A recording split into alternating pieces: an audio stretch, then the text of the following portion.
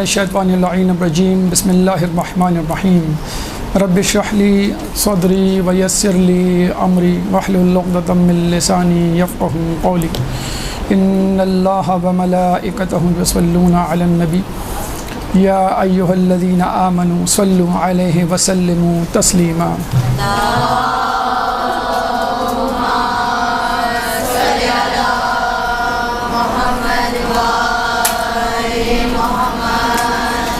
سب سے پہلے تو آپ تمام لوگوں کو ذاکری ٹریننگ کلاس میں خوش آمدید۔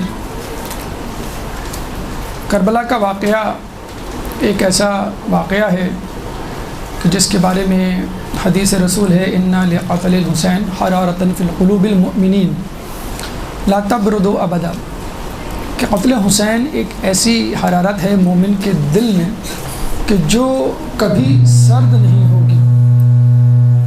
چنانچہ کربلا کا واقعہ وقت گزرنے کے ساتھ ساتھ دنیا کے کونے کونے میں پھیلتی جا رہی ہے، اور ذاکرات حسین اس مصیبت، اس مصائب، اس آزمائش کی گھڑی کو لوگوں کے سامنے پیش کر رہے ہیں۔ اور یہ بہت بڑی توفیق ہے کہ اللہ تعالیٰ نے آپ کو اس میدان کے لیے منتخب کیا کہ آپ فضائل اہل بیت اور مصائب اہل بیت لوگوں کے سامنے بیان کریں۔ لیکن آپ کو جیسا کہ معلوم ہے کہ کربلا کی تبلیغ، کربلا کا پیغام، عزاداری خود ایک درسگاہ ہے۔ آیت اللہ بروجردی کے بارے میں ملتا ہے، یا آیت اللہ عبد الکریم حائری کے، کہ وہ درس شروع کرنے سے پہلے مصائب کربلا پڑھا کرتے تھے اور اس کے بعد درس دیا کرتے تھے۔ تو یوں ان کا درس ایک مجلس کی کیفیت اختیار کر جاتا تھا۔ بس فرق یہ ہوتا تھا کہ ان کے درس میں مصائب پہلے ہوتے تھے اور ہماری مجالس میں آخر میں ہوتے ہیں۔ تو یوں سمجھ لیجیے ہماری فرش عزا درسگاہ ہے اور ہماری درسگاہ فرش عزا ہے۔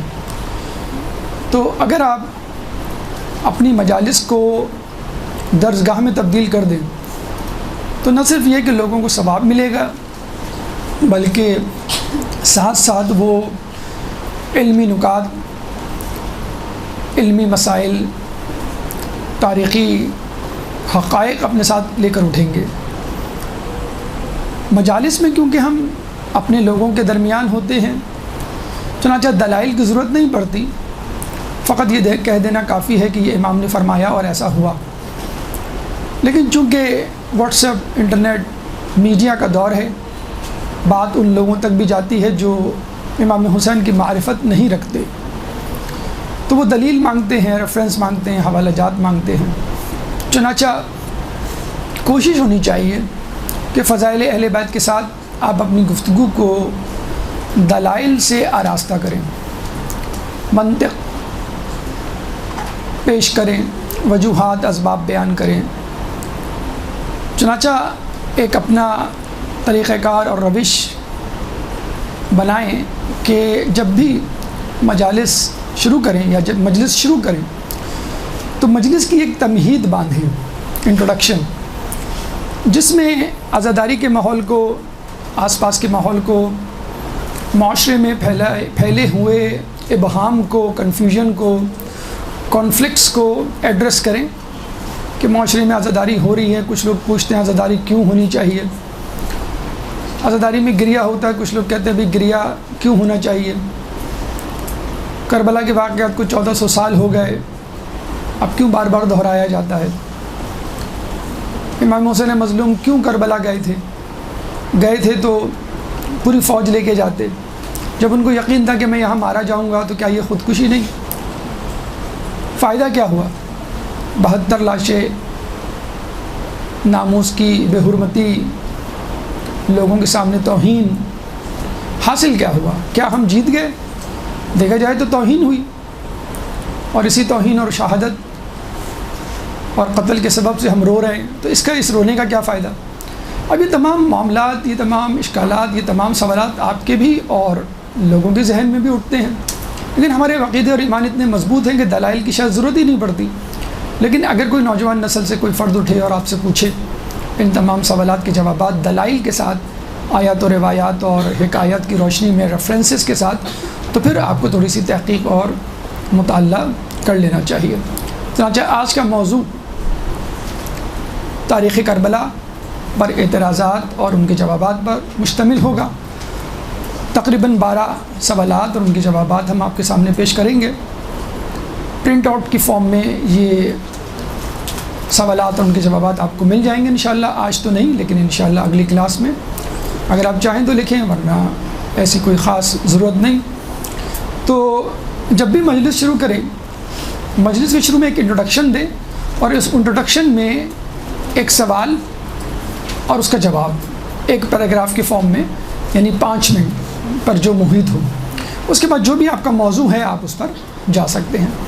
اس بہانے آپ کے ہر مجلس میں آپ نے 10 مجلس پڑھی، 20 پڑھی، 25، 50، 100 لوگوں کو تقریباً 100 مسائل ان کا حل، 100 مسائل ان کے جوابات مل گئے، خود کے لیے بھی، دوسروں کے لیے بھی، آپ کے ایمان میں بھی اضافہ، دوسروں کا بھی عقیدہ جو ہے وہ مضبوط تر ہوتا چلا جائے گا۔ آئیے سوالات کا آغاز کرتے ہیں اور ان کے جوابات۔ ایک درود پڑھ دیں محمد والے محمد پہ۔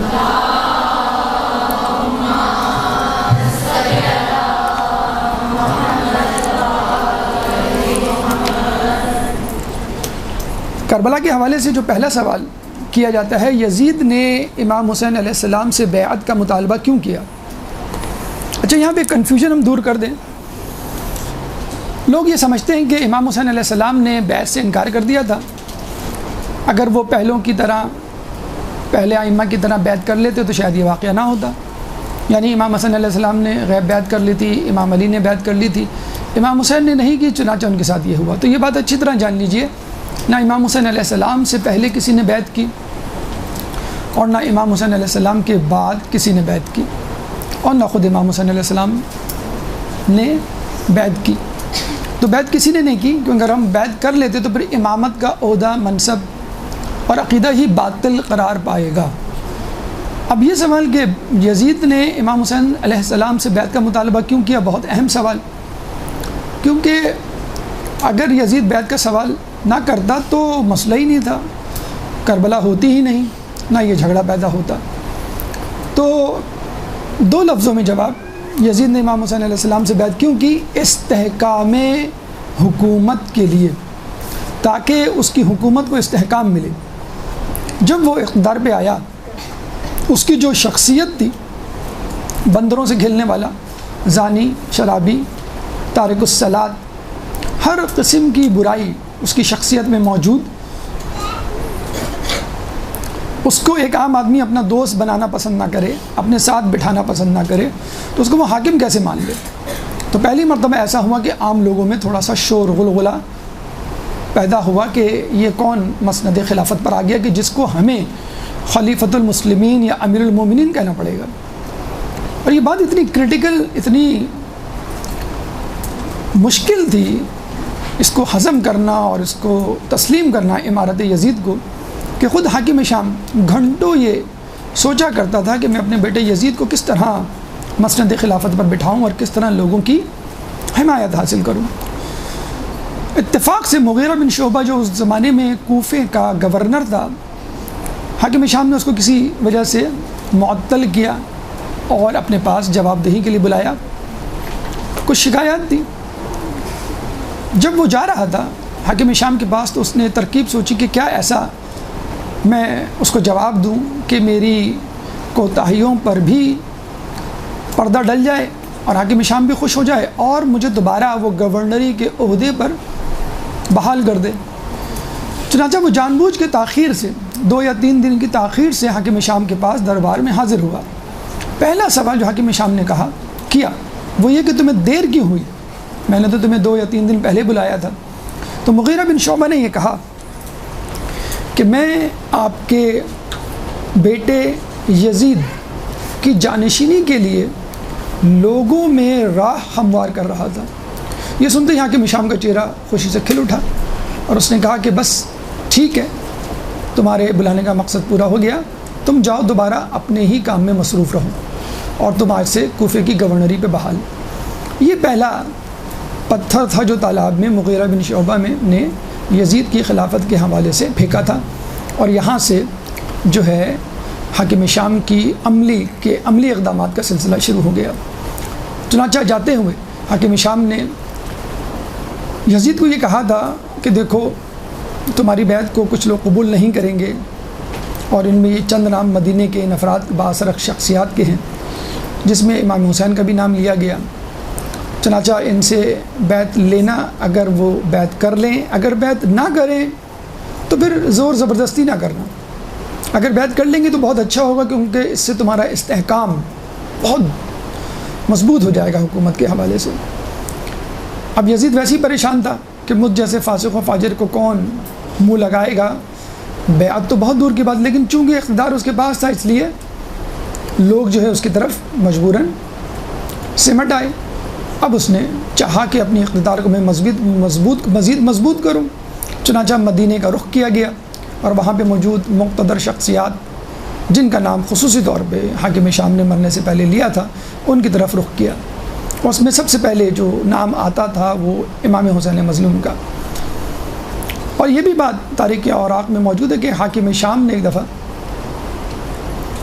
بلکہ ولید بن عتبہ نے، مسلم بن عقبہ نے، اس زمانے میں جو گورنر تھا، یہ کہا کہ میں نے سنا ہے کہ لوگوں کو تم یزید کی بیعت سے روک رہے ہو اور لوگوں کو بیعت کرنے سے منع کر رہے ہو۔ تو امام حسین علیہ السلام جواب دیا تم ایسا کرو، ان لوگوں کو جو میری وجہ سے بیعت نہیں کر رہے الگ الگ بلا کے بیعت لے لو۔ یعنی وہ سارا الزام امام حسین مظلوم پر ڈالنا چاہتا تھا۔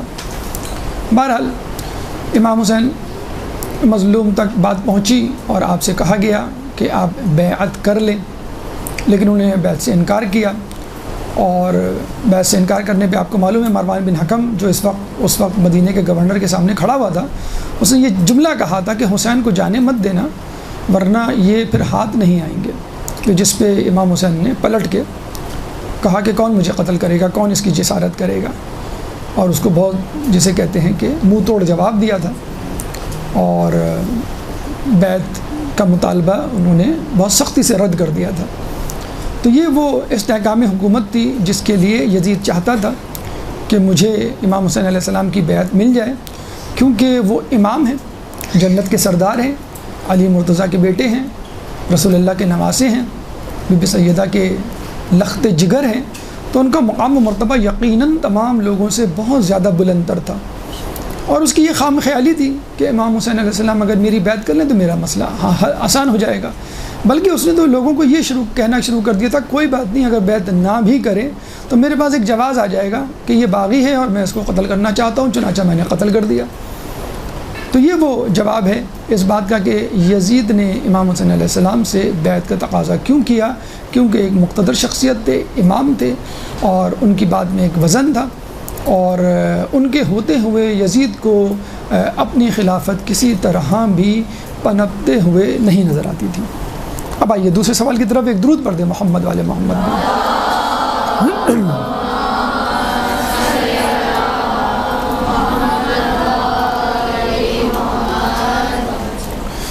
دوسرا سوال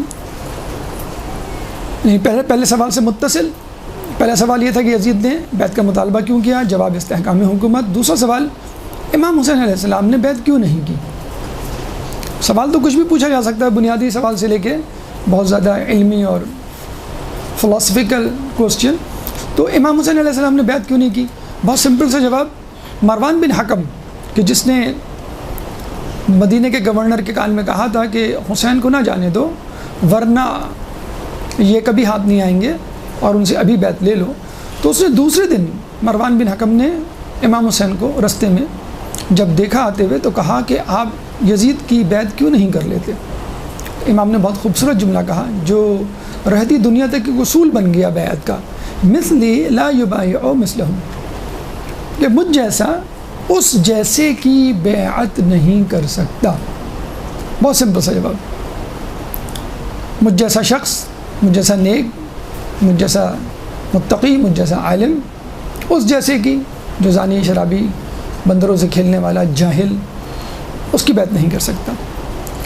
تیسرا سوال جو یہاں پہ پیدا ہوتا ہے، اگر یزید گنہگار نہ ہوتا یعنی نیکوکار ہوتا، جیسے عمر بن عبدالعزیز کے بارے میں کہا جاتا ہے کہ یہ بنو امیہ بنو عباس کے تمام خلفاء میں نیک ترین خلیفہ گزرے ہیں، کہ جنہوں نے باغ فتح دینے کی بھی واپس کرنے کی کوشش کی، کہ جنہوں نے علی اور اولاد علی سے سب و شتم ختم کروایا. تو اگر عمر بن عبدالعزیز ہوتے یا کوئی اور نیکوکار شخص ہوتا تو کیا امام حسین بیعت کر لیتے؟ تو آپ امام کے جملے کے دونوں ٹکڑوں پر غور کریں، مثلی مجھ جیسا، لا یبایع مثلہ، اس جیسے کی بیعت نہیں کر سکتا. یعنی اس جیسا یعنی گناہگار فاسق، اگر اس کی جگہ کوئی نیکوکار ہوتا تو بیعت کر لیتے. آپ دوسری طرف بھی تو دیکھیے امام کیا کہہ رہے ہیں، مثلی مجھ جیسا، یعنی جب تک مجھ سے بہتر شخص نہیں آ جاتا ہے میں اس کی بیعت نہیں کر سکتا. اور امام حسین المظلوم سے بہتر شخص کون ہو سکتا تھا؟ امام وقت سے بہتر شخص تو دنیا میں اس وقت نہیں ہو سکتا. ہاں امام حسین سے پہلے امام حسن تھے، ٹھیک ہے وہ ان کی بیعت میں تھے. امام حسن سے پہلے علی مرتضیٰ تھے، ٹھیک ہے وہ خود اپنے بابا کی بیعت میں تھے. لیکن امام غیر امام کی بیعت نہیں کر سکتا. اس طرح تو یہ ہو جائے گا کہ امام ماموم کی بیعت کرے، افضل مفضول کی بیعت کرے، احسن جو ہے ابتر کی یا بدتر کی بیعت کرے. تو یہاں تو عقل بھی اس بات کو تسلیم نہیں کرتی. کس طرح ایک جاہل عالم کی بیعت کرے، کس طرح ایک گناہگار متقی کی بیعت کرے. اور یہاں پر امامت کا عقیدہ بھی زائل ہو جاتا ہے، باطل ہو جاتا ہے، فاسد ہو جاتا ہے. کہ ایک امام بنایا ہے اللہ نے اسی لیے ہے کہ یہ وہ ہر طریقے سے، ہر زاویے سے مستحکم اور بلند تر ہے، عالم تر ہے اور فصیح تر ہے اور سخی تر ہے، عابد تر ہے. تو پھر وہ کس طرح وہ بیعت کر لے گا؟ اچھا، معتزلہ اور غیر شیعہ فرقے میں یہ بات ہے کہ مفضول افضل کی بیعت کر سکتا ہے، یعنی کمتر اپنے برتر کی بیعت کر سکتا ہے. اسی لیے معتزلہ فرقہ وجود میں آیا جو غیر شیعہ کے درمیان کا ایک فرقہ ہے، جو علی کو تمام اصحاب سے افضل مانتے ہیں، مگر علی کی بیعت کو وہ جائز مانتے ہیں. اگر بیعت کر لیتے علی تو وہ جائز ہوتی، یا امام کو بیعت کر لینی چاہیے اگر فتنہ و فساد کا ڈر ہو. صلح ایک الگ بات ہے، بیعت ایک الگ چیز ہے. تو ہمارے نزدیک امام کبھی بھی غیر ماموم یا عالم غیر عالم کی بیعت نہیں کر سکتا. تو مثلی لا یبایع مثلہ کا مطلب یہ ہے کہ امام غیر امام کی بیعت نہیں کر سکتا. تو اس لیے اگر یزید سے بہتر بھی شخص ہوتا تو کتنا بہتر ہوتا، معصوم ہوتا، لیکن معصوم ہونا جو ہے وہ ممکن ہی نہیں ہمارے 14 معصومین کے علاوہ یا 12 امام کے علاوہ. تو امام کبھی بھی غیر امام کی یا معصوم غیر معصوم کی بیعت نہیں کر سکتا. اب آئیے چوتھے سوال کی طرف. بیعت نہیں تو صلح کر لیتے، جیسے رسول اللہ نے، امام علی نے، امام حسن نے کی. بہت اچھا سوال. دیکھیے امام حسین علیہ السلام نے آخری سانس تک بیعت کی، جس طرح امام حسن علیہ السلام نے کوشش کی بیعت کی، جس طرح علی مرتضیٰ نے کوشش کی، جس طرح رسول اللہ نے کوشش کی. رسول اللہ نے صلح حدیبیہ کے موقع پر بیعت کی کوشش کی.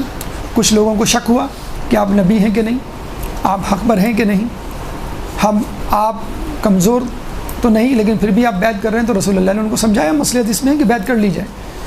تو وہ صاحب کہتے ہیں کہ مجھے رسول کی رسالت میں شک ہوا اور بعد میں نے اس شک کے گناہ کو معاف کروانے کے لیے روزے رکھے، نماز پڑھی. یعنی رسول اللہ نے مسلمانوں سے کی طرف سے اس کفار سے بیعت کی. امام علی مرتضیٰ نے 25 سال تک دیکھا جائے مصالحت کی. جس طرح رسول اللہ نے صلح کی آپ نے بھی صلح کی. 25 سال تک وہ خاموش رہے، کار خلافت سے دور رکھا گیا، آپ خاموش رہے، آپ نے تلوار نہیں نکالی. بس یہی صلح ہے کہ جنگ و جدل سے بچا جائے. امام حسن علیہ السلام نے صلح کی.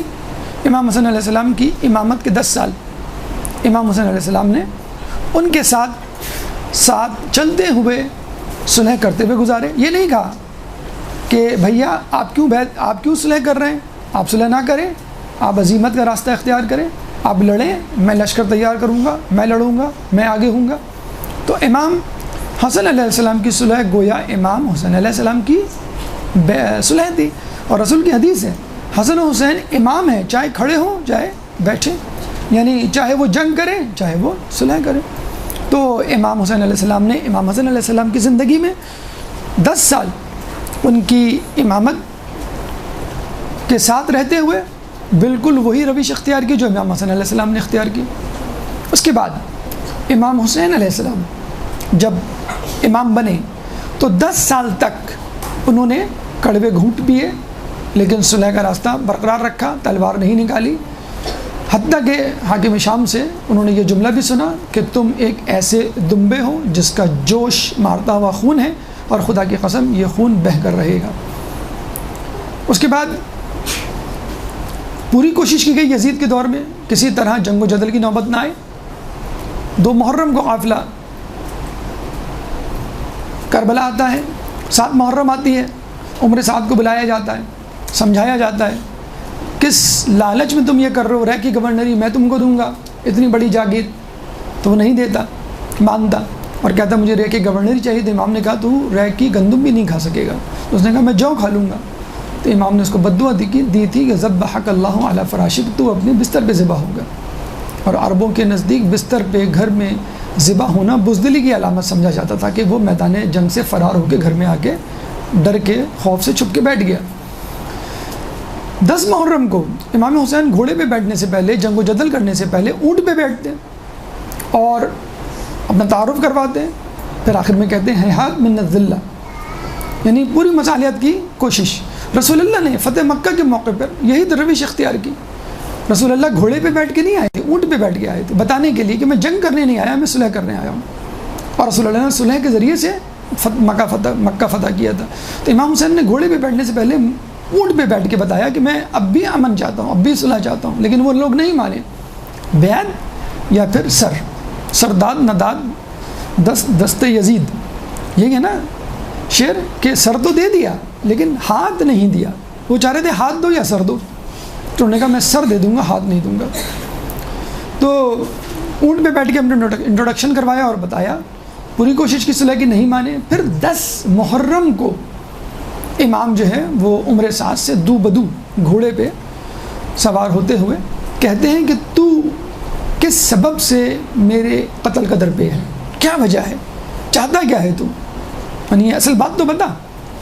تو عمر سعد نے کہا بغض لابیک، تیرے باپ کے بغض کی وجہ سے میں تیرا قتل کرنا چاہتا ہوں، یعنی علی کا بغض، علی کی ولایت کا بغض، علی کی بلندی کا بغض جو امام حسن کے پاس آیا، علی کی ولایت ان کے پاس آئی، پھر امام حسن سے، اور وہی چاہتے تھے یہ ولایت لے لیں، یہ اسلام کی سرپرستی، گارجن شپ، محافظت یہ لے لیں اور پھر اپنے حساب سے اسلام کو مولڈ کریں۔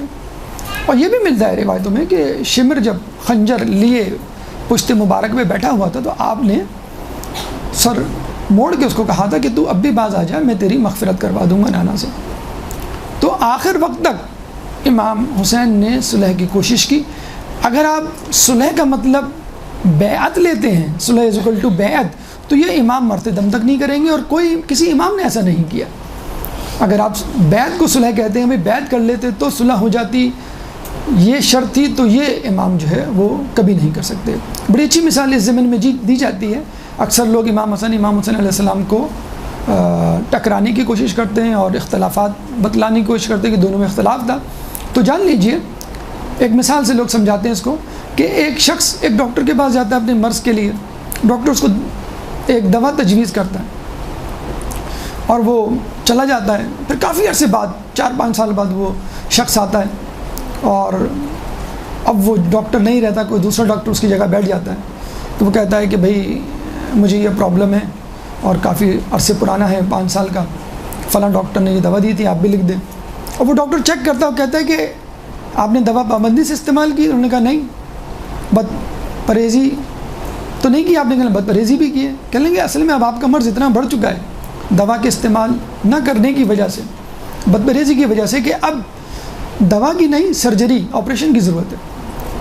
تو وہ اگر یہ کہیں کہ آپ عجیب ڈاکٹر ہیں، 5 سال پہلے جو ڈاکٹر تھا وہ اچھا ڈاکٹر تھا، اس نے تو میڈیسنز بتائی تھی علاج کے لیے، تو وہ یہی کہے گا کہ اس وقت علاج کنٹرول میں تھا، لمٹ میں تھا، اپنی حدوں میں تھا، لیکن آپ نے چونکہ اس کی بات نہیں مانی، چنانچہ سرجری ہوگی۔ تو امام حسن کے زمانے میں لوگ اور اسلام کی جسے کہتے ہیں کہ حالت ایسی تھی کہ صلح سے کام چل جاتا، لیکن امام حسین کے زمانے میں حالات اتنے خراب ہوئے کہ وہ سرجری یا آپریشن یا جنگ و جدل کی جو ہے وہ ڈیمانڈ کر رہے تھے یا مطالبہ کر رہے تھے۔ تو اس لیے امام حسین علیہ السلام کو جنگ کی ضرورت پڑی۔ اگر ہم ان دونوں کی پوزیشن تبدیل کر دیں، یعنی امام حسن امام حسین کی جگہ ہوتے، امام حسین امام حسن کی جگہ ہوتے، تو امام حسین صلح کرتے اور امام حسن کربلا میں جنگ کرتے۔ یہ تمام صورتحال، جنگ کا فیصلہ یا صلح کا فیصلہ اسلام کی صورتحال پر ڈپینڈ کرتا ہے کہ اسلام کو کس چیز کی ضرورت ہے، قربانی کی ضرورت ہے یا مصالحت کی ضرورت ہے۔ ایک درود پڑھ دیں محمد والے محمد۔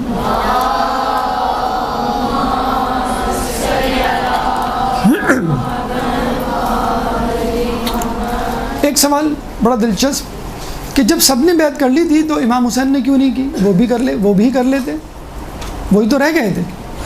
اور کیا دین کی ٹھیکیداری جو ہے امام حسین نے اٹھا رکھی؟ تو یہ سوال مولانا مودودی سے کسی نے کیا کہ جب سب نے بیعت کر لی تو امام حسین نے بیعت کیوں نہیں کی؟ تو مولانا مودودی نے بہت اچھا جواب دیا کہ آپ کا سوال الٹا ہے۔ سوال کچھ یوں ہونا چاہیے کہ جب امام حسین نے بیعت نہیں کی تو باقی لوگوں نے کیوں کر لی؟ تو بات یہ نہیں ہے کہ میجورٹی نے کر لی تو آپ بھی کر لیں، میجورٹی از اتھارٹی، ڈیموکریسی والا رول اسلام میں تو یہ نہیں چلتا۔ اگر 100 میں سے 99 لوگ جھوٹ بولیں اور گائے کو بکری قرار دیں تو وہ ایک آدمی ڈیموکریسی یا میجورٹی از اتھارٹی کے اصول کو چلتے ہوئے جھوٹ نہیں بول سکتا۔ تو یزید اس قابل نہیں تھا اس کی بیعت کی جائے، اور امام کا مقام و مرتبہ اس سے کہیں بلند ہے وہ کسی کی بیعت کریں، اس لیے امام نے بیعت نہیں کی۔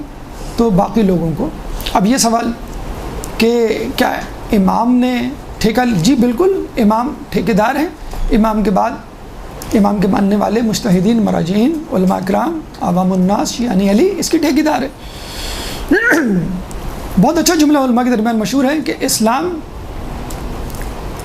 محمدی الحدوث و حسینی البقاء، کہ حدث کے اعتبار سے محمدی ہے اور بقا کے اعتبار سے حسینی ہے۔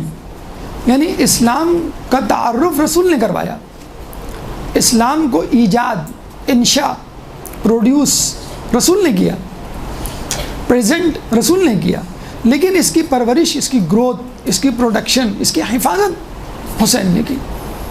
تو امام کی تعریف ہی یہی ہے کہ نبی صاحب شریعت ہوتا ہے اور امام محافظ شریعت ہوتا ہے۔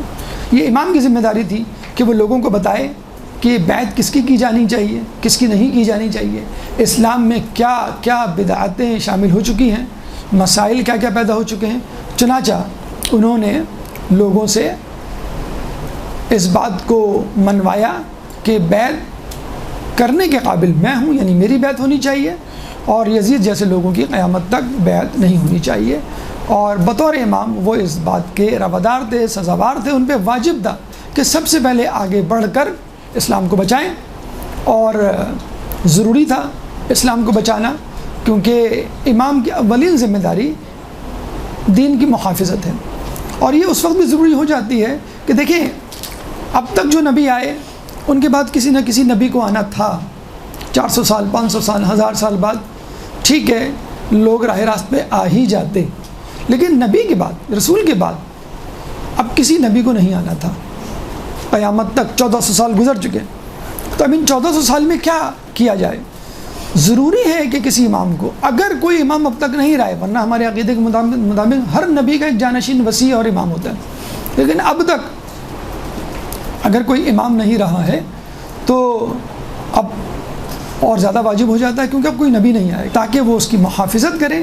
امام اس بات کا روادار نہیں، سزاوار نہیں، حق نہیں پہنچتا اس کو کہ کسی اختراع، کسی نئی چیز کو پیدا کرے دین میں۔ ہاں محافظت امام کے ذمے ہے۔ ایک درود پڑھ دے محمد والے محمد۔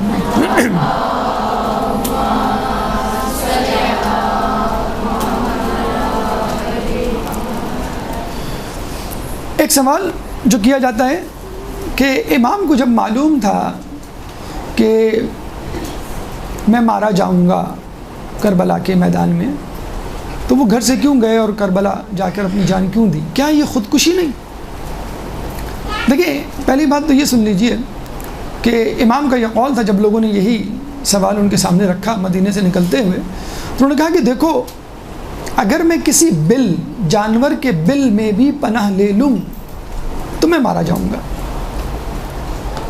اور ان لوگوں کو میری زندگی گوارا نہیں، ہر صورت میں یہ مجھے ختم کرنا چاہتے ہیں۔ پہلی بات تو یہ کہ امام گھر میں بھی بیٹھے رہتے نا تو یہ گھر میں قتل کیے جاتے۔ امام مکے گئے تھے، اور کیوں انہوں نے مکے میں اپنے حج کا ارادہ تبدیل کیا؟ کیونکہ احرام کے بھیس میں لوگوں نے اسلحہ چھپایا ہوا تھا۔ تو امام سمجھ گئے، اور امام نے کہا کہ میں اس بات کو پسند کرتا ہوں کہ مکے سے ایک بالشت باہر مارا جاؤں بنسبت ایک بالشت اندر مارا جاؤں، مجھے مکے کی حرمت عزیز ہے۔ چنانچہ مکے میں بھی لوگ ان کے پیچھے تھے، اور پھر کربلا کے مقام پر ان کو روکا گیا۔ جب 2 محرم کو روکا گیا اور قبیلہ بنی اسد کے بزرگ نے بتایا کہ اس کا ایک نام کربلا، کرب و بلا بھی ہے، نینوا، قادریہ، شت الفرات کے علاوہ، تو امام نے کیا کہا تھا؟ بس ہمیں یہیں رکنا ہے، خیمے لگا دو عباس، سیدانیوں کو اتار دو، یہیں ہماری لاشیں۔ حالانکہ اس کے بزرگ نے قبیلے کے یہ کہا تھا کہ امام یہاں پر نہ رکیے، کہ یہاں پہ کوئی بھی ایسا شخص نبی زادہ یا نبی نہیں گزرا کہ جس کو کوئی چوٹ، کوئی تکلیف یا زخم نہ آیا ہو۔ تو امام نے کہا تو نے تو نہیں سنا ہے، ہم نے تو یہ بھی سنا ہے کہ ہمارے یہاں لاشیں گریں گے اور ہمارے یہاں سر کٹیں گے۔ تو امام نے وہاں پڑھاؤ کیا۔ اب سوال یہ ہے کہ جب امام کو معلوم تھا اسی جگہ لاشا گرے گا، یہیں پہ میں قتل ہوں گا، تو امام فوراً کہیں چلے جاتے۔ آپ کو کہا جب آپ مدرسے سے نکلیں گے آپ کو مار دیا جائے گا، آپ نہیں نکلیں گے۔ آپ کو کہا جائے کہ گھر میں جائیں گے، وہاں کوئی بیٹھا ہوا ہے ہاتھ لگائے گا، آپ گھر میں نہیں جائیں گے۔ آپ کو کہا جائے بھائی اس گلاس میں جو ہے مشروب میں زہر موجود ہے، نہ پئیں، تو آپ نہیں پئیں گے، کیونکہ یہ سب خودکشی ہوگی۔ لیکن یاد رکھیے، خودکشی اس وقت ہوتی ہے کہ جب اللہ نہ چاہتا ہو کہ آپ موت کو گلے لگائیں، لیکن جب موت کو گلے لگانا ضروری ہو جائے اور جب اللہ کی رضا اسی میں ہو کہ آپ موت کو گلے لگائیں تو آپ کو گلے لگانا چاہیے۔ اس کو ہم کہتے ہیں مرضی الہی۔ ایک ہوتا ہے مشیت الہی اور ایک ہوتا ہے مرضی الہی۔ مشیت الہی یہ کہ بھئی یہ زہر میں پیوں گا تو میں مارا جاؤں گا، یہ تلوار ہے یہ میری گردن پہ چلے گی تو میں مارا جاؤں گا۔ اور مرضی الہی کیا ہے کہ آپ اس گلاس کو نہ پئیں، آپ تلوار کے سامنے نہ آئیں، لیکن جب دشمن کا سامنا ہو، جہاد کا سامنا ہو تو آپ گلاس پی لیں، تلوار کو گلے کے سامنے آنے دیں، یعنی اپنے آپ کو اسلام کے لیے قربان کر دیں۔ تو اس کو ہم کہتے ہیں مرضی الہی۔ ہم دیکھتے ہیں کہ امام حسن علیہ السلام کے زمانے میں ان کو 7 مرتبہ زہر دیا گیا، 8ویں مرتبہ جب زہر دیا گیا تب انہوں نے پیا، اور کئی مرتبہ انہوں نے اپنے آپ کو بچایا زہر سے، کھانے سے، ایسی چیز سے جس سے ان کی موت واقع ہو سکتی ہو، اور اس وقت زہر پیا، اس وقت تلوار کے آگے آئے جب ان کو یقین تھا کہ اب اللہ کی مرضی اس میں ہے کہ میں اپنی جان دے دوں، تو یہ خودکشی نہیں کہلائے گی۔ اور جہاں تک یہ بات ہے کہ موت کا امکان ہو اور اپنے آپ کو موت کے منہ میں ڈالنا، تو تمام جہاد میں جو رسول اللہ کے زمانے میں 82-86 جہاد ہوئے، ان جگہوں میں رسول اللہ نے جو اصحاب کی قربانی دی، شہادتیں ہوئیں، کیا وہ سب خودکشیاں تھیں؟ کیا معلوم نہیں تھا کہ میں مر جاؤں گا اور امکان موجود ہے؟ تو جب اللہ تعالیٰ آپ سے قربانی طلب کرے، شہادت طلب کرے، تو اس کو خودکشی نہیں کہتے، اس کو جو ہے شہادت کہتے ہیں۔ تو اسی لیے امام حسین علیہ السلام نے اپنے آپ کو قربانی کے لیے پیش کیا، کیونکہ اس وقت اللہ قربانی طلب کر رہا تھا۔ ایک درود پڑھ دیں محمد والے محمد میں۔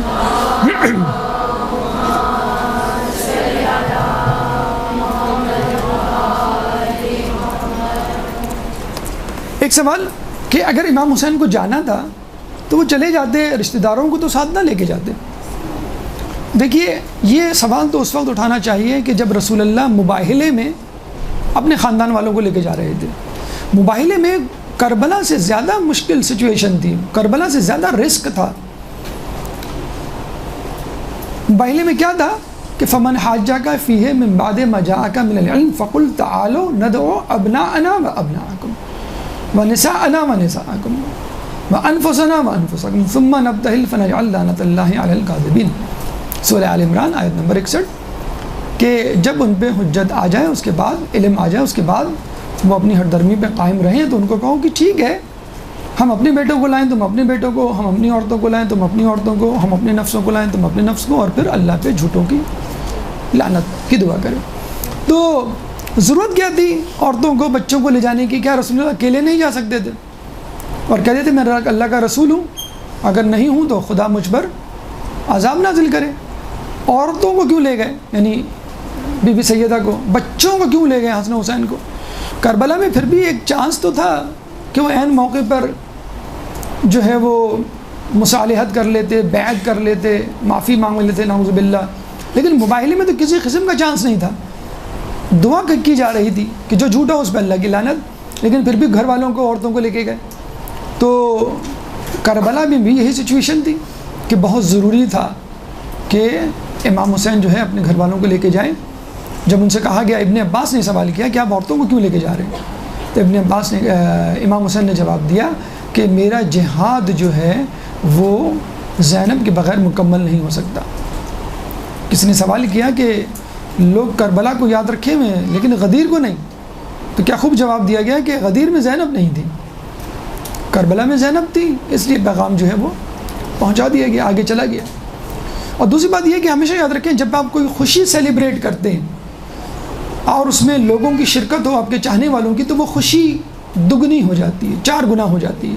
برتھ ڈے ہے یا شادی بیاہ کی تقریب ہے، وہ خوشی زیادہ ہو جائے گی، لیکن غم میں اپنے چاہنے والوں کو شریک کریں تو وہ غم ہلکا ہو جاتا ہے، کمتر ہو جاتا ہے۔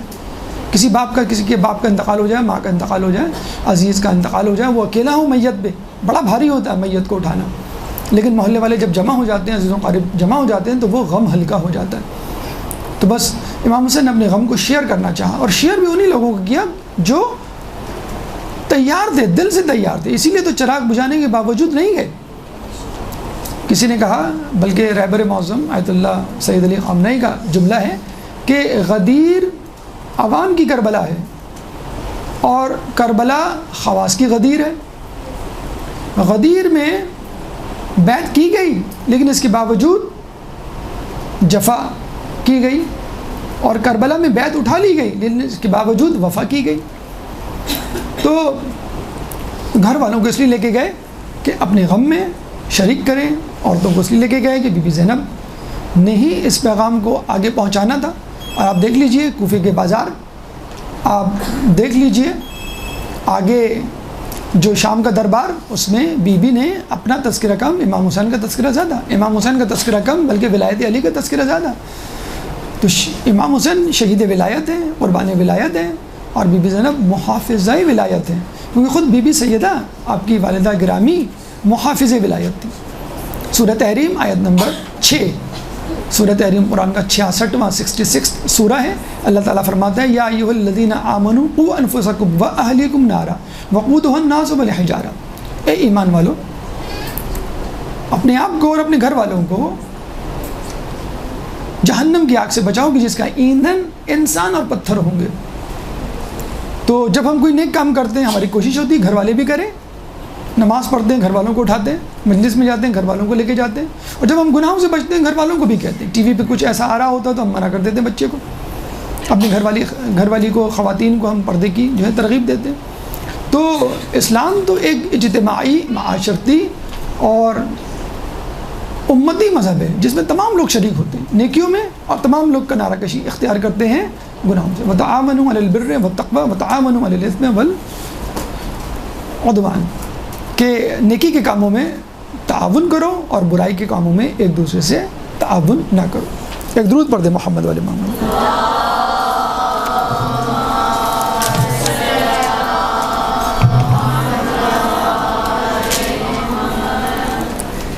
ایک اور سوال جو اس ضمن میں کیا جاتا ہے کہ امام حسین علیہ السلام اگر گئے تھے اور ان کو معلوم تھا کہ جنگ ہوگی تو باقاعدہ ایک آرمی لے کے جاتے، سولجرز لے کے جاتے، باقاعدہ اسلحہ لے کے جاتے کہ لگتا کہ آپ ایک جنگ سے نبردآزما ہونے جا رہے ہیں اور فائٹ ہوتی، ایک شاید امکان ہوتا کہ آپ جیت جاتے۔ آپ کو یہ سن کے حیرت ہوگی کہ امام حسین علیہ السلام کی فوج میں کوئی شخص اگر سپاہی کی تعریف پر پورا اترتا ہو تو فقط ایک تھا، اور اتفاقاً اس کو لڑنے کی اجازت ہی نہیں ملی. حضرت عباس پوری فوج میں، پورے لشکر میں ایک شخص تھا جس کو بائی ڈیفینیشن ہم کہہ سکتے ہیں ہی از اے سولجر، آل ٹو آل، مطلب ٹاپ ٹو باٹم جو ایک سولجر ہو جسے کہتے ہیں. اور کسی کو آپ سولجر نہیں کہیں گے، وہ ایک عام نوجوان، ایک بچے، عورتیں. تو ایک سولجر تھا باقاعدہ فل فلیج سولجر، بلکہ مانگا ہی امام علی نے اس لیے تھا کہ جو میرے بیٹے کی حفاظت کرے، معاونت کرے کربلا کے میدان میں. اور وہ بار بار آتے کہ مجھے لڑنے کی اجازت دیجیے، تم تو میرے فوج کے علمدار ہو. اجازت بھی دی، کس کی دی؟ پانی لانے کی. اور جاتے ہوئے تلوار رکھ لی کہ تمہیں تلوار لے جانے کی اجازت نہیں.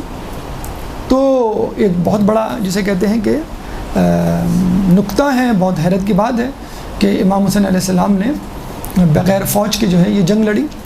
تو بتانا یہ چاہ رہے تھے امام حسین کہ دیکھو میں جنگ کے اصول تبدیل کر رہا ہوں، میں جنگ کے اصول توڑ رہا ہوں، میں نئے اصول بنا رہا ہوں اور لوگوں کو بتلا رہا ہوں کہ جنگ بغیر لڑے بھی جیتی جا سکتی ہے، جنگ بغیر فوج کے بھی لڑی جا سکتی ہے، جیتی جا سکتی ہے، جنگ بغیر اسلحے کی بھی جیتی جا سکتی ہے. اب رسول کی مثال لے لیں، ایک مثال ہم لے لیتے ہیں. فتح مکہ، رسول اللہ اونٹ پر بیٹھ کر آئے، کوئی جنگ نہیں کی، لیکن مکہ کیسے فتح ہو گیا؟ رسول نے اپنے کردار سے مکے کو فتح کیا. تاریخ میں ہمیں کوئی ایسا واقعہ، کوئی ایسی جنگ نہیں ملتی کہ جس میں فریقین آمنے سامنے ہوں اور دوسری فوج ناک آؤٹ ہو گئی ہو، ہار گئی ہو بغیر لڑے. تو رسول نے کر کے دکھایا، اور رسول کے نواسے نے بھی یہی کیا. باقاعدہ جنگ نہیں دی، باقاعدہ فائٹ نہیں دی، سولجرز ہی نہیں تھے، ایک تھے اس کو بھی اجازت نہیں ملی. امام نے یہ جنگ اپنے کردار سے لڑی اور لوگوں کو بتایا. اور آپ نے یہ بھی سنا ہوگا کہ جب جنگ ہوتی ہے تو باقاعدہ دونوں فوجیں آپس میں ایک ساتھ ٹکراتی ہیں. یہاں 1,00,000 فوج ہے، یہاں پہ 90,000 ہے، یہاں 2 لاکھ ہے، یہاں 1.5 لاکھ ہے، یہاں 30,000 ہے تو فرض کر لیں یہاں 20,000 ہے، یہاں 30,000 فوج اور یہاں 72 یا 200 یا 300 چند 100 لوگ، اور یہاں پر 30,000. اصولاً تو ٹکرانا چاہیے ایک ساتھ، لیکن آپ نے سنا ہوگا کہ باقاعدہ ایک ایک آتا مقتل میں جانے کی اجازت لیتا اور ایک کو بھیجا جاتا. امام ایک ایک کو بھیج ہی اسی لیے رہے تھے کہ دیکھو یہ حبیب ابن مظاہر ہے کہ جس کے بارے میں رسول نے کہا تھا کہ میرے حسین کی معرفت تو بس حبیب ابن مظاہر کو ہے، تو کم از کم حبیب سے ہی میری معرفت حاصل کر لو. پھر جو ہے وہ علی اکبر کو بھیجتے ہیں اور بتلاتے ہیں کہ دیکھو یہ شبیہ پیغمبر ہے، تم کس کے خلاف جنگ کر رہے ہو، کس کو مارنے آ رہے ہو؟ یہ رسول کی آواز، تم رسول کے نواسے اور رسول پر جنگ تلوار اٹھانے جا رہے ہو. حسین منی وانا من الحسین. قاسم کو بھیج رہے ہیں، دیکھو اس کا بابا تمہارے ساتھ تھا، تم اس کے ساتھ تھے، تم نے اس کے ساتھ صلح کی تھی. جو ایک ایک کر کے شخص کو بھیجا. پھر علی اصغر کو لے کر آئے، کوئی لڑنے کے لیے نہیں، 6 مہینے کا بچہ کیا لڑے گا، بتانے کے لیے کہ اگر تم مسلمان نہیں تو کم از کم انسان ہونے کے ناطے اس کو پانی دے دو، انسان ہونے کے ناطے سمجھ جاؤ. لیکن اس کے باوجود وہ نہیں مانے. تو یہ سب کیا تھا، ایک ایک کر کے بھیجنا، اور ہر شخص اپنی شخصیت میں یکتا و یگانہ. امام بتلانا چاہ رہے تھے کہ اتنے قد آور بلند پایا شخصیات، کردار اور سیرت کے افراد میرے ساتھ ہیں اور تم ان کو قتل کرنے پہ تلے ہوئے ہو، اور آخر وقت تک پوچھ بھی رہے کہ تم مجھے کیوں قتل کرنا چاہتے ہو. دیکھو تم مجھے قتل کرو گے تو گویا رسول کو قتل کرو گے. تو امام نے قتل ہو کر، امام نے نقصان اٹھا کر، امام نے توہین و ذلت برداشت کر کے، امام نے اپنی ناموس کی چادریں چھنوا کر گویا ثابت کر دیا کہ جنگ جو ہے وہ مظلومیت سے بھی جنگ جیتی جا سکتی ہے، جنگ جو ہے وہ فتح یا غلبہ حاصل کیے بغیر بھی جیتی جا سکتی ہے. تو یہ وہ امام کا انداز تھا کہ جس نے بتایا کہ ظلم کیے بغیر، کسی کو مارے بغیر، قتل کیے بغیر بھی جنگ جیت سکتے ہیں. گاندھی نے بڑا اچھا جملہ کہا، اور یہ کہا کہ میں کافی عرصے تک یہ سمجھتا رہا کہ اسلام تلوار کے ذریعے پھیلا، لیکن جب میں نے امام حسین علیہ السلام کی سیرت پڑھی تو مجھے اندازہ ہوا کہ اسلام لوگوں کے کردار سے پھیلا. اور کون لوگ؟ اہل بیت، رسول اللہ کا گھرانہ اور ان کے ماننے والے. کہ ایسی جنگ جس میں کوئی کمپیریزن، کوئی کمپیٹیبلٹی نہیں تھی، 72 کہاں 30,000. لیکن اس کے باوجود آپ دیکھ لیجئے کہ آج حسین کے ماننے والے سب ہیں اور یزید کے ماننے والے کوئی بھی نہیں، بلکہ یزید ایک گالی بن چکا ہے۔ کسی نے کیا خوب کہا، جب آپ سے پوچھا کہ آپ شیعہ ہیں یا سنی، تو اس نے کہا کہ کربلا تک تو شیعہ سنی تھے، کربلا کے بعد 2 ہی افراد رہ گئے، حسینی یا یزیدی، اور الحمدللہ میں حسینی ہوں۔ ایک درود پڑھ دے محمد والے محمد۔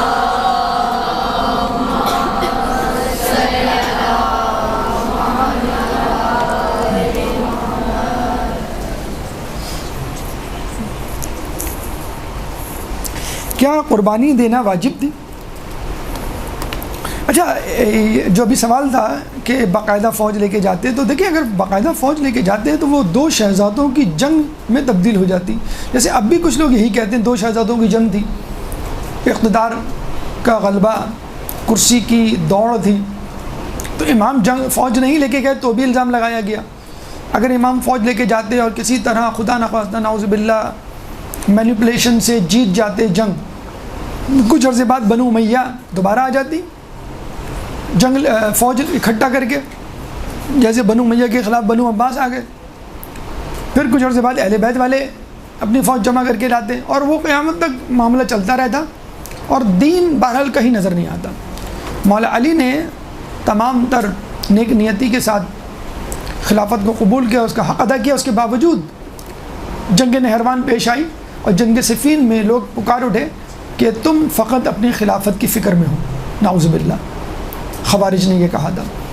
تو اتنا کچھ کرنے کے باوجود، یعنی خلافت سے کنارہ کشی کرنے کے باوجود اور صلح کرنے کے باوجود، آخر دم تک کچھ تو خون سے باز آنے کے باوجود لوگوں نے الزام لگائے، تو باقاعدہ فوج لے کے جاتے تو پھر جو ہے وہ بات کہاں تک پہنچتی، الزام کیا کیا لگتے۔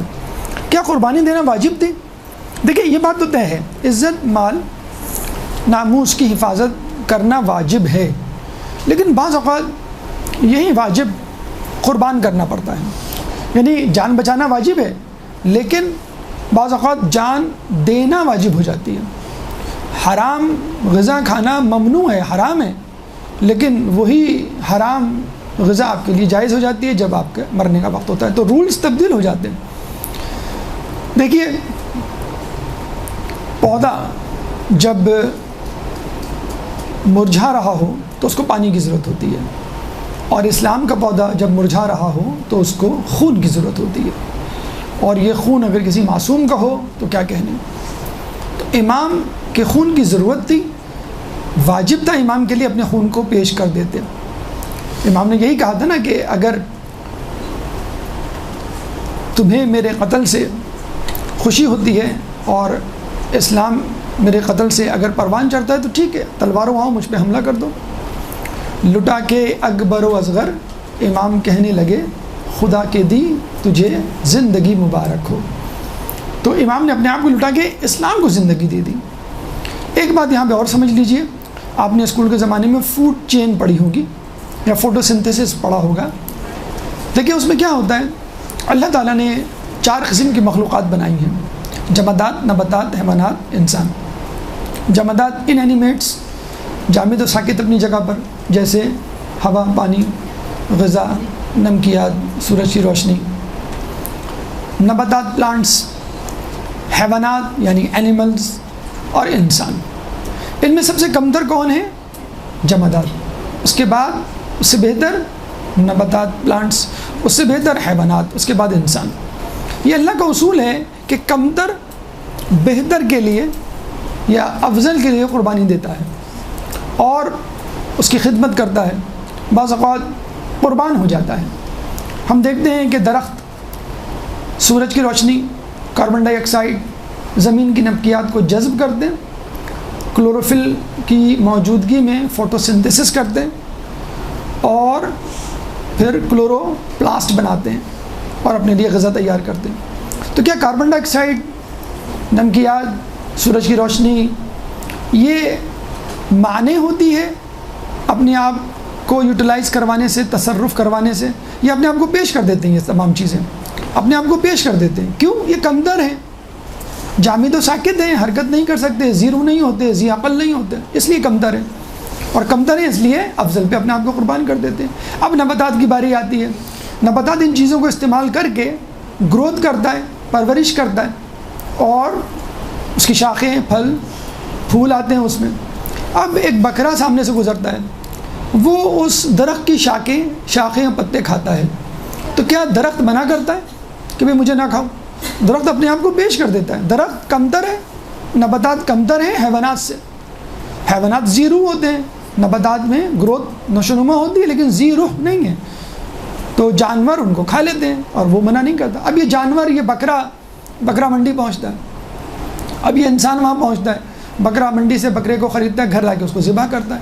کیا بکرا منع کرتا ہے کہ بھی مجھے نہ کاٹو اور تمہیں مجھے کاٹنا چاہیے، یعنی تمہیں میرے لیے قربان ہونا چاہیے؟ کبھی ایسا ہوا ہے کہ درخت قربان ہو گیا ہو پانی، مٹی، ہوا پہ، یا حیوان قربان ہو گیا ہو درخت پہ، درخت کی غذا بن گیا ہو، درخت نے حیوان کو کھا لیا ہو؟ تو انسان اس کو لا کے کاٹتا ہے اور جانور جو ہے اس کے لیے قربان ہو جاتا ہے، یعنی حیوان جانور کے لیے قربان ہو گیا۔ اب انسان کس کے لیے قربان ہو؟ اکثر ایک جملہ ہم سنتے ہیں، امی اگر میری اس سے شادی نہیں ہوئی تو میں اپنے آپ کو شوٹ کر لوں گی، ابو میری فلاں لڑکے سے شادی نہیں ہوئی تو میں جو ہوں خودکشی کر لوں گا، چھلانگ لگا لوں گا کہیں سے۔ تو یہ احمق انسان جو اپنے ہی جیسے انسان کے لیے قربانی دے رہا ہے، انسان کو اپنے سے افضل کے لیے قربانی دینی ہے۔ انسان سے افضل کون ہے؟ انسان تو اشرف المخلوقات ہے، انسان سے افضل اس کا خدا ہے۔ نہ تو زمین کے لیے ہے نہ آسماں کے لیے، جہاں ہے تیرے لیے تو نہیں جہاں کے لیے۔ اب انسان کو چاہیے کہ وہ اپنے آپ کو اللہ کے لیے قربانی پیش کرنے کے لیے تیار کرے۔ ان صلاتی و نسکی و محیای و مماتی للہ رب العالمین، کہو کہ بے شک میری نماز، میری قربانی، میرا جینا اور میرا مرنا اللہ ہی کے لیے ہے۔ تو امام حسین علیہ السلام نے اپنی قربانی کو اللہ کے لیے پیش کیا، جبکہ دوسری طرف جو لوگ جان دے رہے تھے وہ انعام کی لالچ میں جان دے رہے تھے، وہ جائیداد کی لالچ میں، منصب عہدے کی لالچ میں، کہ گورنری کسی کو چاہیے تھی، کسی کو زر و جواہر چاہیے تھے، کسی کو درم و دینار چاہیے تھے۔ اس بات پہ جھگڑا ہو رہا تھا کہ امام حسین کا سر لے کے کون جائے گا یہ ابن زیاد کے پاس، ابن زیاد کے دربار میں جھگڑا ہو رہا تھا کہ یہ میں نے سر کاٹا ہے اور یہ میں نے سر لیا ہے۔ تو جائیداد کے لیے، اشرفیوں کے لیے، رہ کی گورنری کے لیے انسان قربانی دے رہا ہے، تو ان لوگوں کو امت نے، دنیا نے بھلا دیا، یزید کو بھلا دیا، ابن زیاد کو بھلا دیا، حرملہ، عمر سعد، شمر، خولی، سب کو بھلا دیا۔ کیوں؟ کہ ان لوگوں نے جو قربانی دی وہ دنیا کے لیے قربانی دی، انہوں نے جو قربانی دی اپنے سے کمتر چیزوں کے لیے دی۔ امام حسین نے جو قربانی دی اپنے سے برتر کے لیے، خدا کے لیے قربانی دی، اس لیے دنیا نے آج تک ان کو یاد رکھا ہوا ہے، اور اس قربانی کو جسے کہتے ہیں کہ اپنے لیے مشعل راہ بنایا۔ نیلسن منڈیلا کے بارے میں کہا جاتا ہے کہ وہ 20 سال زندان میں رہے، قید میں رہے، اور سیاہ فام کے حقوق کے لیے لڑتے رہے۔ تو کہتے ہیں کہ اس دوران جو ہے میری ہمت جواب دے گئی تھی، اور میں نے سوچا ایک موقع پر کہ مجھے حکومت سے صلح کر لینی چاہیے اور حکومت کی شرائط کو مان لینا چاہیے اور اپنے مطالبات سے دستبردار ہو جانا چاہیے۔ تو کہتے ہیں اس زمانے میں میرے ہاتھ امام حسین علیہ السلام سے متعلق کتاب لگی، اور جب میں نے امام حسین علیہ السلام کی سیرت پڑھی، ان کی قربانی کو پڑھا، تو مجھ میں ایک حوصلہ پیدا ہوا کہ ایک شخص 72 لوگوں کو قربان کر کے 30,000 کے لشکر کے سامنے سرخرو ہو سکتا ہے اور فتح پا سکتا ہے، چاہے بعد میں پائے کچھ عرصے بعد، تو میں فقط 20 سال جو ہے وہ زندان میں رہ کے یہ فتح کیوں نہیں پا سکتا؟ ایک درود پڑھ دے محمد والے محمد۔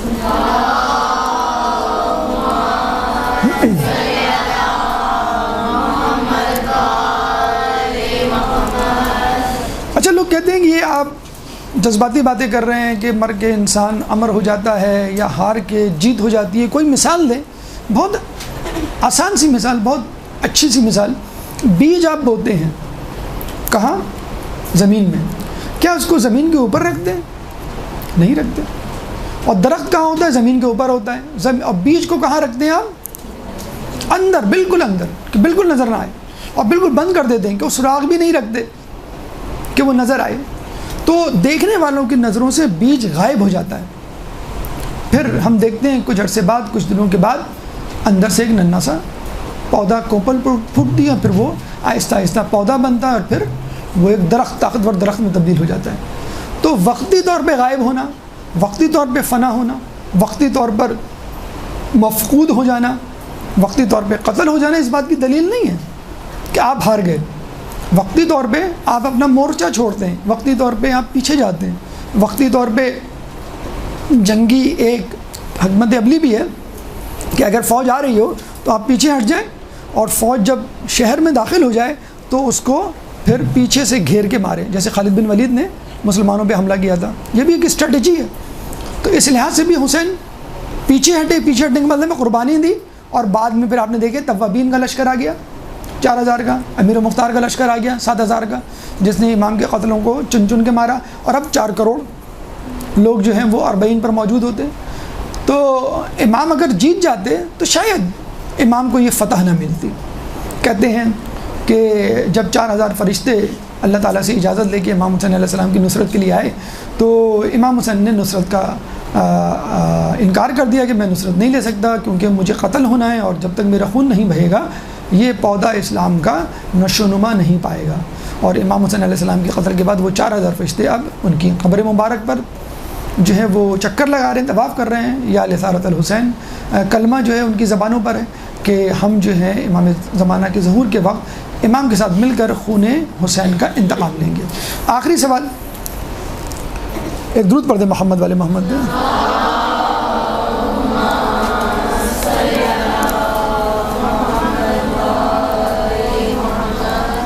آخری سوال، لوگ پوچھتے ہیں بھئی جانے دیجئے اس بحث کو، اس ڈسکشن کو، مذاکرے، مباحثے، مناظرے کو، بس یہ بتا دیجئے 2 لفظوں میں کون جیتا اور کیسے، کیا دلیل ہے آپ کے پاس؟ تو یہ سوال امام سجاد سے کربلا سے واپسی کے وقت جب وہ مدینے جا رہے تھے تو ایک شخص نے پوچھا کہ کہو سجاد کربلا میں کون جیتا؟ امام سجاد نے جواب دیا کہ اگر آج کے بعد میرے جد کا نام اذان میں لیا جائے تو سمجھ لینا کہ میں جیتا، اور اگر آج کے بعد یزید کے جد کا نام اذان میں لیا جائے تو سمجھ لینا کہ یزید جیت گیا۔ اسی طرح امام سجاد مدینے میں بیٹھے ہوتے ہیں، شخص آتا ہے اور کہتا ہے امام کربلا میں کون جیتا؟ امام نے کہا جاؤ مسجد میں 2 رکعت نماز پڑھ کر آؤ۔ وہ گیا مسجد نبی میں 2 رکعت نماز پڑھی، واپس آیا، امام میرا سوال یہ ہے کہ کربلا میں کون جیتا؟